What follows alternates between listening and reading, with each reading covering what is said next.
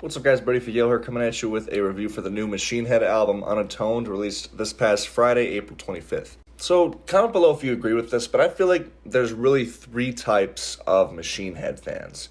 You, of course, first have the diehard fans that love at least the majority of this band's catalog. Then you have the fans who prefer, I guess, their older material, specifically their first two albums, I feel like, before they went nu metal, and they don't really have an affiliation, I guess, with anything after those first two albums. Just the classic, I only like the old stuff type of fan. And then there's the third group of fans, myself included, who actually strongly prefer the more experimental and progressive direction almost of their mid to late 2000s output, most notably The Blackening for me, which is by far my favorite Machine Head album. I would argue that that album is their most musically explorative, their most dynamic, their just most interesting all the way through, and most importantly, it's their most nuanced, which for me really adds a lot to the listening experience for a band like Machine Head. I think the only point of contention to The Blackening being their best album just musically would be their following one, Unto the Locust, which is another record that I enjoy quite a bit. But they've definitely made it clear that they've moved on from that type of sound. You had Catharsis in early 2018, which just really dumbed down their sound to my taste. It brought back a lot of those unwanted nu metal elements a bit. And then the last record, Kingdom and Crown, which was definitely a step up, but it pales in comparison to the Machine Head albums, like I just mentioned, that I enjoy. It's night and day for me. A big reason a lot of people don't like Machine Head is because of Rob Flynn's vocals. I don't really have a problem with his vocals. I do think that there are certain ways he screams and sings that sound a lot better than other techniques he uses, but I at least respect that he does kind of switch up his vocal approach. But I will admit that as the years and the albums have gone on, his kind of barking voice, especially, which would be the best way of putting it, it hasn't exactly gotten better. So with all this background info in mind, and given the singles leading up to this album, which honestly, the only one I enjoyed was the first single, These Scars Won't Define Us, which features vocalists from In Flames, Lacuna Coil, and Unearthed. That song I actually really enjoyed. But the other two singles made it clear that this album might be a little spotty, which is exactly what it is at the end of the day. The, I guess, pseudo-intro track, Atomic Revelations, is a pretty good album opener. It's pretty intense. It's pretty riffy. I like this song quite a bit. I just don't know why they didn't start the album with this song. Like, I don't see the point of having the intro, just basically ambient track, Landscape of Thorns. It adds nothing to the album and does not set up the listening experience at all, for me at least. But no, Atomic Revelations, just by itself, is a pretty killer song, not gonna lie. It's very thrashy. I like the chorus of this song, how Rob Flynn's clean vocals are a bit more, like, layered, a bit more atmospheric, and almost slightly synthesized. It's one of those things that might turn you off after, like, the first or second listen, but the more you listen to the song, the more you realize it actually keeps the momentum going, where a lot of clean choruses could derail that same momentum. And then Unbound, being the next track after this, I think was a smart pairing of tracks to be in a row like that. That intro groove, I will admit, hits pretty hard. That bend that it hits and those kind of like chugs, those gallops, I guess you can call them, that riff does hit pretty hard, I will admit. And I do have some criticisms for this song, but overall, it's not a bad song. The thing with the singles was that I really enjoyed Scars Won't Define Us. Unbound, I was kind of just lukewarm on. And then the third single, Bonescraper, I did not enjoy at all. Like, the main riff for that song was just a absolute snooze fest. And those kind of, like, syncopated drums underneath it made it sound like it's supposed to be, like, a dance beat or something. And that didn't work for me at all. You also have the whoa-oh vocals that dominate most of the song vocally. The song, I think, was just Machine Head's attempt of trying to appeal to the Octane crowd.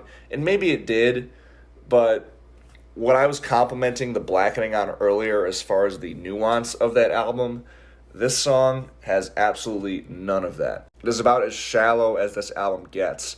The only other song that comes close to the shallowness of this track would be track 4, Outsider, which is an interesting song, but not for the right reasons. And I say that because it's got like this 40, I think it kicks in at like the 45-second mark exactly. So it's got like this 43-second build up, but then when it does kick in, it flatlines so fucking much, and it just makes it really unsatisfying to listen to. I think the riff itself, again, just being really stripped down and, to be frank, boring, contributes a lot to that, but also the drums taking on somewhat of a more unconventional groove, which is normally something that I would enjoy. I think it actually detracts in this case. I just don't think the drum parts and the riff complement each other very well. They feel like they're kind of disparate, despite the fact that they're literally being played in sync. And the result is a section in a song that sounds a bit jarring to listen to. This middle section of the album, pretty much everything from Outsider to Addicted to Pain, is definitely where the spottiness of this album kicks in. One plus is that you have the track These Scars Won't Define Us in here, which was definitely my favorite of the singles, but I don't know why they took out the guest features on the album. That was like one of the most exciting parts of it. It's still a solid track, but like, what was the point of having those guest features if you're not going to put it on the actual album? It doesn't make sense to me. And then there's the track Not Long for This World, which is actually pretty solid. I mean, Rob Flynn's vocals actually sound pretty good. He goes for more of like a subdued and somber delivery, which I enjoy. And in that chorus section, I like how they're contrasted with that kind of like ascending chord progression on the guitar. My only complaint with this song would be that it might be a little bit oversaturated with some added studio effects. Like, I don't really think it needs those kind of chiming synth melodies in the background. They appear most prominently at right like the 1 minute mark. And same with those choir vocals that are kind of over that ascending chord progression. They just don't feel necessary at the end of the day. And as a result, the song feels a little bit overproduced, but not to the point where it really impedes the listening experience. I still enjoy this track through and through. And the track Addicted to Pain is fine. This is a track that feels like they just tried to go full-on Slipknot and kind of bring back some nu metal roots. It ends up being kind of lukewarm, again, for me.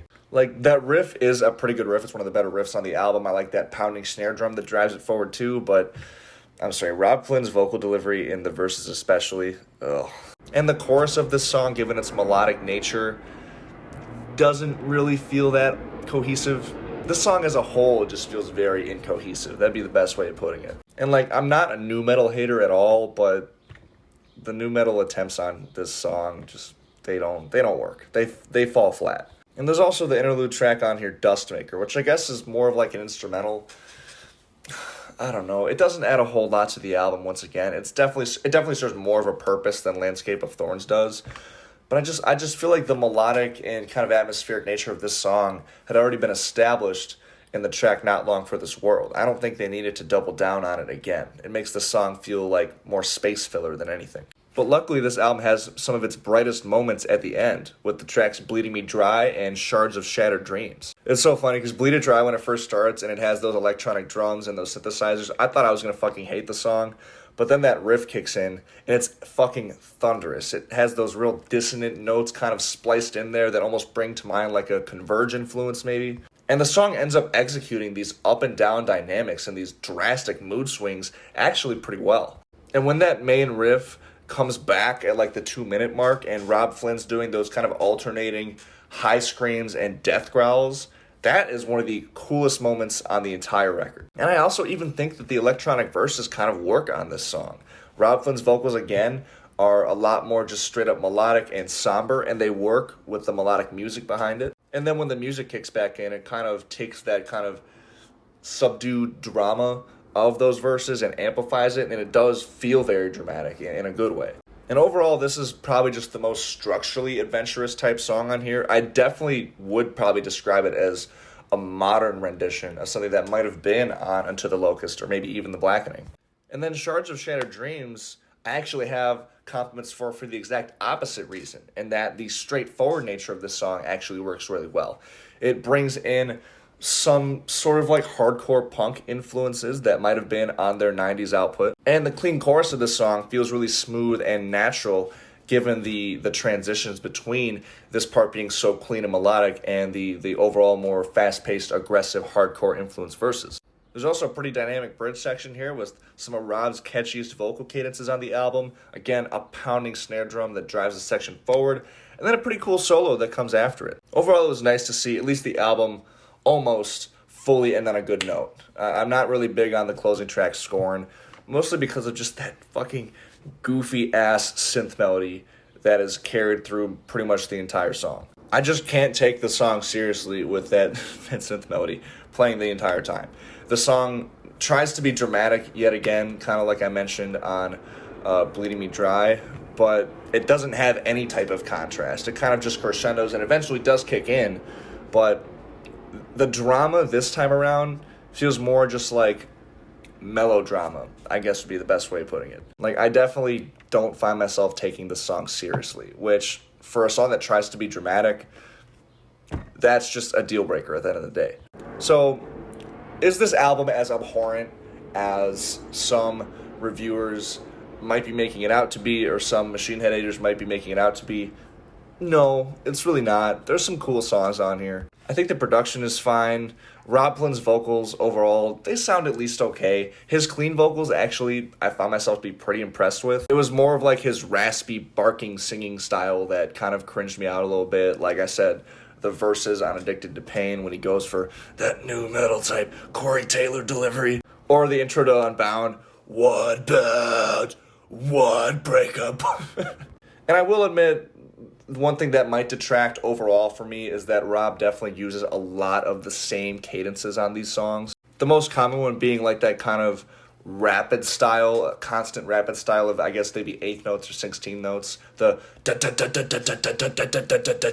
that's on here a lot. Atomic Revelations has it, Unbound has it, Scars Won't Define Us has it. That's just off the top of my head, but I do think some kind of different cadences, at least among each individual tracks, would have definitely made, for me at least, the listening experience more enjoyable. And for Machine Head, who are like kind of pioneers of groove metal, like of course after like Pantera, the riffing on here was very hit or miss, which I already gave examples of. But I mean, like I said, this album isn't terrible. There wasn't honestly any song on here that I thought was like horrible and unlistenable.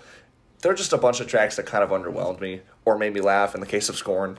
I personally would love to see them embrace some more nuance like they did on their late 2000s output. I just think that adds a lot to the listening experience. And I think Machine Head is capable of doing it while still staying true to their groove metal and thrash metal and maybe even some new metal roots. That's basically what they did on The Blackening. And as someone who always has sort of like a contrarian desire to like things that other people don't like, especially in metal music, I would love nothing more than for Machine Head's next album to be like my album of the year. But unfortunately, this album just is nowhere near that. I'm going to score this album a 13 out of 30. As always, thank you guys so much for watching. If you've heard this album, comment your thoughts below on it. I would love to hear it. Remember to hit subscribe for more rock and metal music related content and album reviews. I got my Instagram, Spotify, Threads links in the description of the video, as well as a Spotify link to my original music. I perform all of the instruments, do all the writing, do all the producing. So if you want to see me put my money where my mouth is, check out that song. And if you're a Machine Head fan, I could honestly see you enjoying it because it's sort of a similar style. If anything, maybe a little bit more rooted in hardcore, but that's besides the point. Once again, thank you guys so much for watching. Until next time, I'll see you guys later. Peace.